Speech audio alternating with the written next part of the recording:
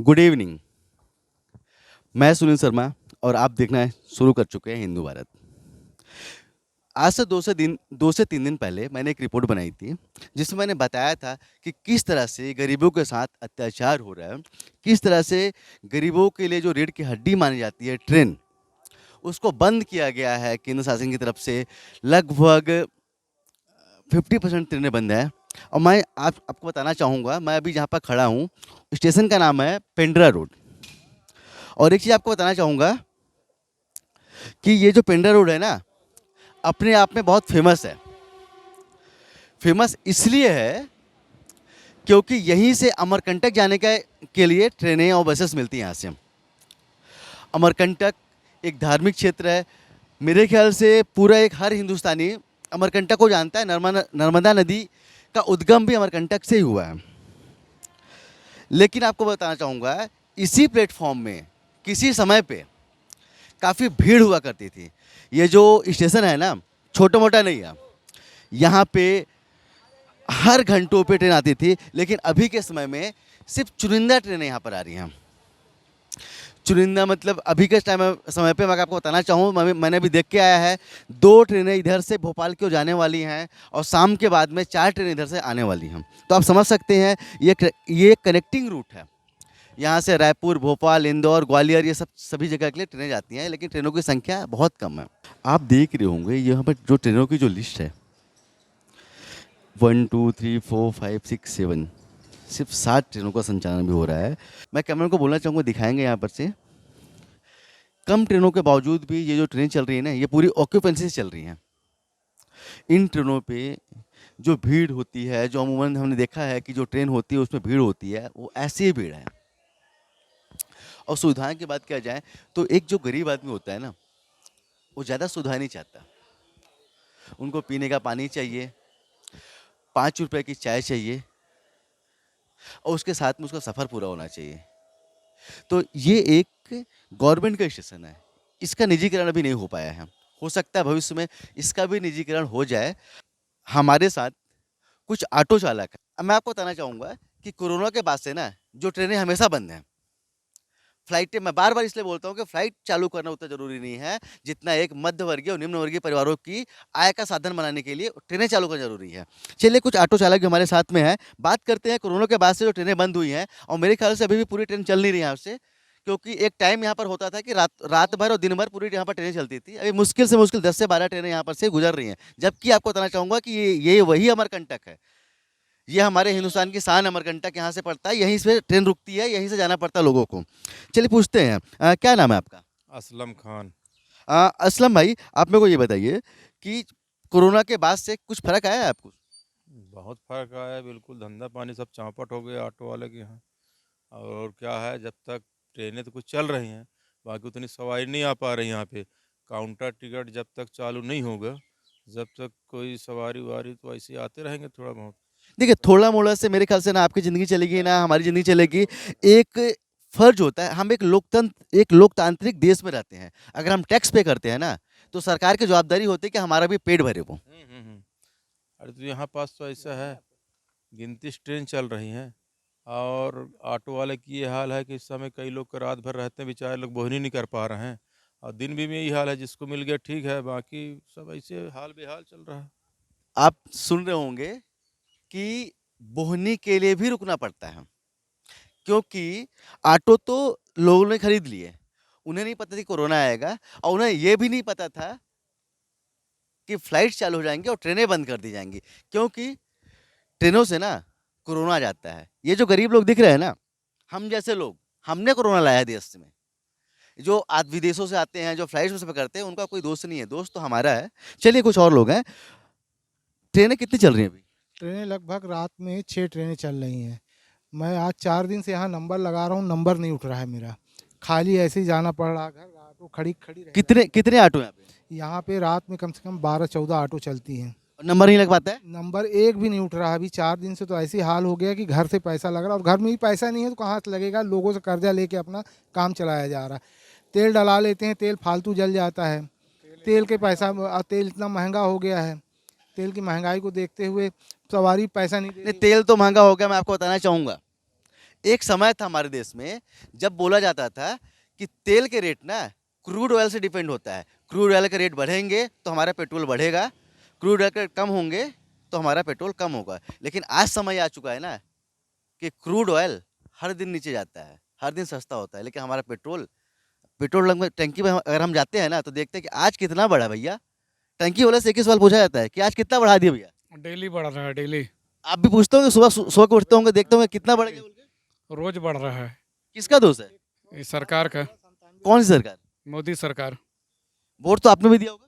हाँ, और मोदी जी, मुझे पता है कि हमारी आवाज़ आपके पास जाती है। एक चीज़ बोलना चाहूँगा कि जितने भी लोग थे ना उन्होंने धर्म देखा, ना उन्होंने जाति देखी। 2014 पे ना सब ने आपको भर भर के वोट दिया। क्यों? अच्छे दिन आएंगे। लेकिन ऐसे अच्छे दिन की उम्मीद नहीं थी। क्या नाम है भैया आपका? संतोष तिवारी। संतोष जी, कोरोना के बाद से ट्रेनें जो कम हो गई हैं, कुछ फर्क पड़ा आपकी जेब पे? बहुत ज़्यादा, पेट्रोल का रेट बढ़ गया, फर्क पड़ा? बहुत ज़्यादा, 90%। तो खुश हैं अभी? नहीं, खुश नहीं। अच्छे दिन नहीं आए अच्छे दिन।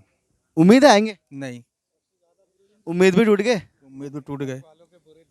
अच्छा, सरकार बोलती है कि भ्रष्टाचार नहीं होता हमारे उसमें, लेकिन आम लोगों के जेब में तो डाके तो पड़ रहे हैं। डाके पड़ रहे हैं, पूरे भ्रष्टाचार चल रहा है, पूरा ये भ्रष्टाचार पूरा चल रहा है। तेल का रेट बढ़ गया, यहाँ पर ऑटो वालों को कोई सहयोग को किसी तरह से कोरोना काल में नहीं मिला हम लोग को। आज के डेट बोहन ही नहीं कर पा रहे लोग बाग आदमी। सरकार तो बोल रही है कि आप लोगों को वैक्सीनेशन फ्री में करा दिए हम। कराए हैं। और क्या चाहिए आपको? नहीं, वैक्सीन में काम थोड़ी चलना भैया, पेट भरना जरूरी है। एक बात बोली थी मोदी जी ने, जान है तो जहान है। आपकी जान तो बचा दी उन्होंने, हाँ हाँ। तो आप अपना काम कीजिए। ऐसा नहीं नहीं, काम करने के लिए कुछ तो होना चाहिए। बिल्कुल, काम करने के लिए रोजगार होना चाहिए, और ये रोजगार जो पैदा करना है ना, ये आपको ही पैदा करना है। आप हर चीज में टैक्स बढ़ाते हैं, हर चीज का टैक्स लेते हैं।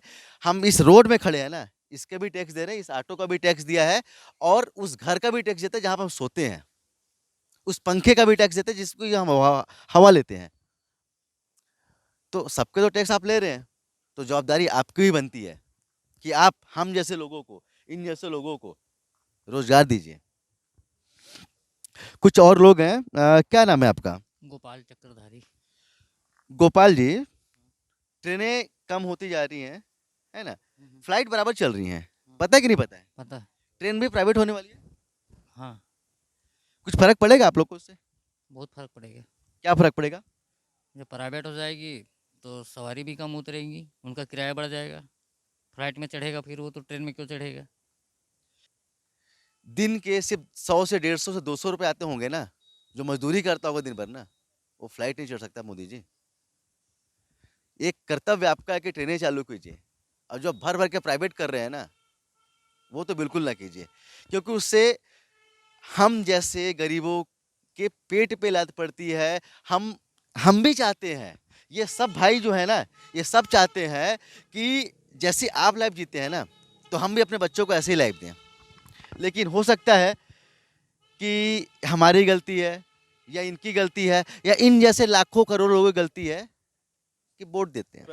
अच्छा, आपको पता है जीएसटी सब में लागू है, पेट्रोल में लागू नहीं है। हाँ, पेट्रोल में है लागू, क्यों नहीं? पेट्रोल में जीएसटी लागू नहीं है? नहीं है, नहीं है लागू। क्यों लागू नहीं है? कम हो जाएगा पेट्रोल, आज नहीं कल कम होगा। आज नहीं कल नहीं, अगर जीएसटी लागू होती है ना, तो पेट्रोल का रेट अभी से कम हो जाएगा। लेकिन वो गवर्नमेंट लागू नहीं करती है।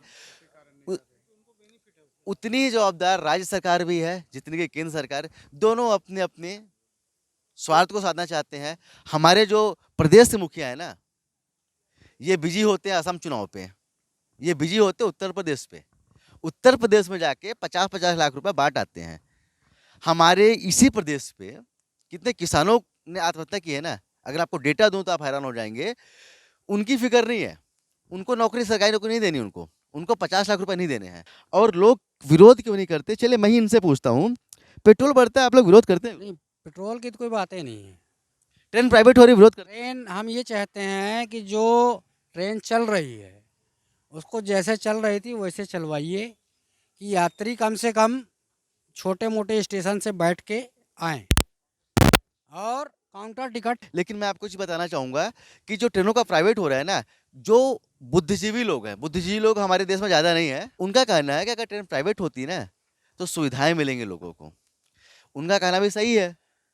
लेकिन आपको बताना चाहूँगा उतनी ही गलती हमारी है, उतनी गलती इनकी भी है, उतनी ही गलती इनकी भी है कि अगर हमारा शौचालय गंदा होता है ना ट्रेन पे, स्टेशन पे, तो ना ये आवाज़ उठाएँगे, ना ये उठाएँगे, ना ये उठाएँगे। ट्रेन लेट हो रही है ना, तो स्टेशन मास्टर कोई सवाल नहीं करने वाला है। टिकट में टीटी को 100 रुपया, 200 रुपया दे के ब्लैक में टिकट ले लेंगे, सवाल नहीं उठाएँगे। तो गलती तो समझ रहे हैं आप। तो सबसे पहले हम अपने आप को करेक्ट करें कि ट्रेन में टीटी को देना बंद करें, अपने हक की बात की स्टार्ट करें। जो शौचालय गंदा है ना, उसके लिए एक बार अगर मैं बोलता हूँ, अगर ये ऑटो यूनियन, ये जितने ऑटो यूनियन पे आपको कम से कम 50 सदस्य होंगे, अगर एक बार जाके स्टेशन मास्टर को बोल दें कि यहाँ पर गंदा नहीं होना चाहिए, तो आपको लगता है स्टेशन मास्टर गंदा रखेगा टॉयलेट को? नहीं रखेगा, बेशक नहीं रखेगा। कोई ज्यादती होती है, कुछ गलत होता है, तो आप लोग के यूनियन के कहने पे वो मना कर सकता है? नहीं मना कर सकता, हम आवाज़ उठाना चाहिए वैसे, हर व्यक्ति बिल्कुल। को अपनी आवाज़ उठाना चाहिए। और कहीं ना कहीं सच्चाई भी होती है, लेकिन पहले जवाबदार खुद बनिए, इसके बाद दूसरे के ऊपर किसी भी बातों को थोपिए। चलिए, अच्छा है, जिनको मेरी बातें अच्छी लगी होंगी उनको भी नमस्कार, जिनको नहीं लगी होंगी उनको भी बहुत बहुत साधुवाद। अधिक जानकारी के लिए जुड़े रहिए मेरे साथ, देखते रहिए हिंदू भारत। जय हिंद।